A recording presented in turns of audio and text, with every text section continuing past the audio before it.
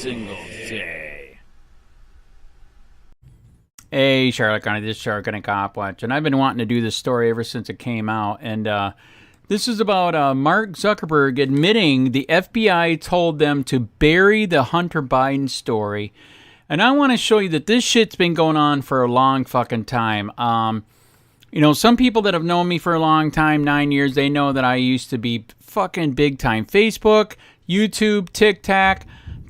Here's one of the channels right here that was huge. In fact, it was so huge. This is in the Internet Archives. It was so big, so fast. This is Mark Zuckerberg admitting that the cops came to him, FBI, which are the cops, came to him and said, shut it down.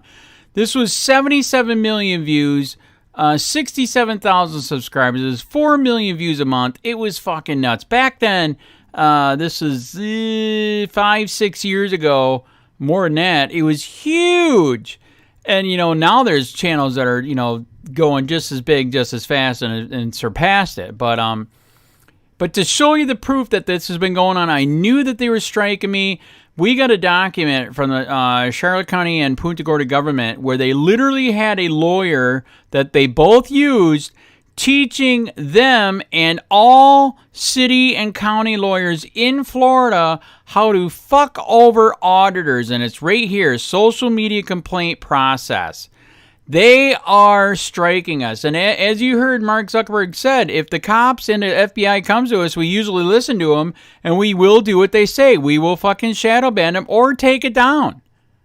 It's insane.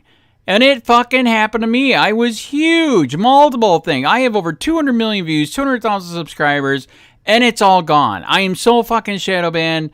I'm Alex Jones right now. As you know, Alex Jones used to be huge.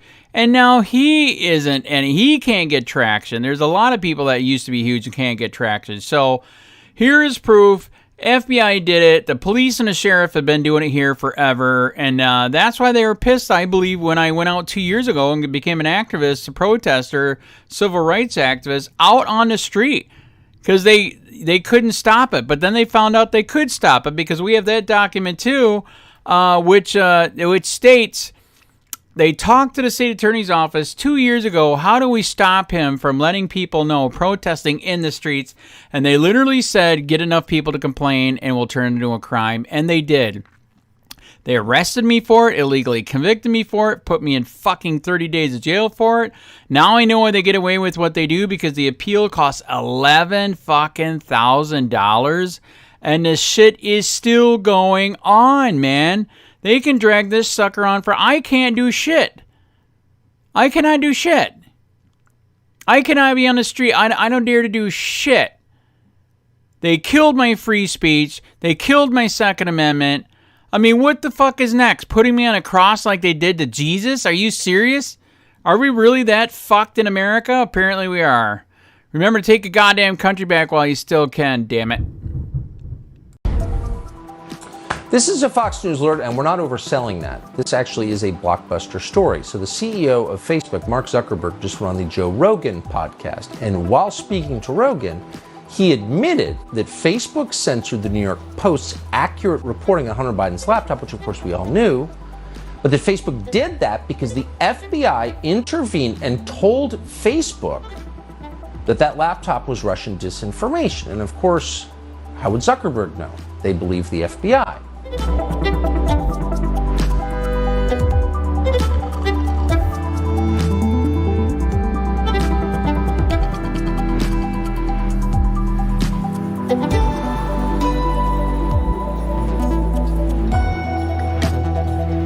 Basically, the background here is the FBI, I think, basically came to us, some folks on our team, and was like, hey, just so you know, like, you should be on high alert. We thought that there was a lot of Russian propaganda in the 2016 election. We have it on notice that basically there's about to be some kind of dump of that's similar to that. So just be vigilant. So our protocol is different from Twitter's. What Twitter did is they said you can't share this at all. We didn't do that. What we do is we have, if something is reported to us as potentially misinformation, important misinformation, we also have this third-party fact-checking program because we don't want to be deciding what's true and false. And for I think it was 5 or 7 days when it was basically being determined whether it was false, the distribution on Facebook was decreased, but people were still allowed to share it. So you could still share it, you could still consume it. So when you say the distribution is decreased, it got shared. How does that work? It basically, the ranking in newsfeed was a little bit less.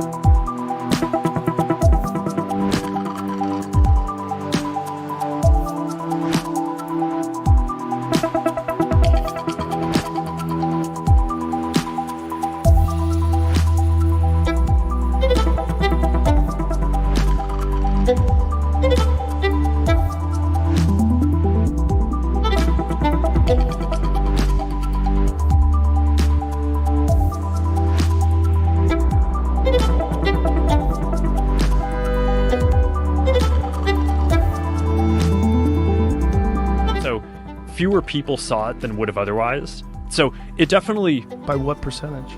I don't know off the top of my head, but it's meaningful. But I mean, but basically, a lot of people were still able to share it. We got a lot of complaints that was the case. And obviously this is a hyper-political issue, so depending on what side of the political spectrum, you either think we didn't censor it enough or censored it way too much. But we weren't sort of as black and white about it as Twitter. We just kind of thought, hey, look, if the FBI, which I still view as a legitimate institution in this country, it's like very professional law enforcement, if they come to us and tell us that we need to be on guard about something, then I want to take that seriously. Did they specifically say you need to be on guard about that story? No, I don't remember if it was that specifically, but it basically fit the pattern.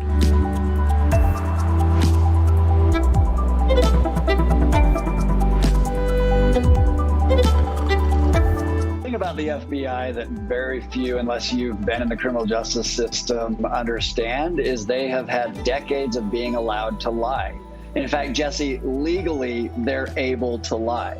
That is written into the law that the FBI, when it's engaged in investigations, can lie to individuals. And you see what lack of accountability and transparency and the combination of the law actually allowing them to do these tactics has produced. You're allowed to go to one of the richest men in the world who runs the biggest social media outlet before an election and lie to him to get him to suppress a story to change an election?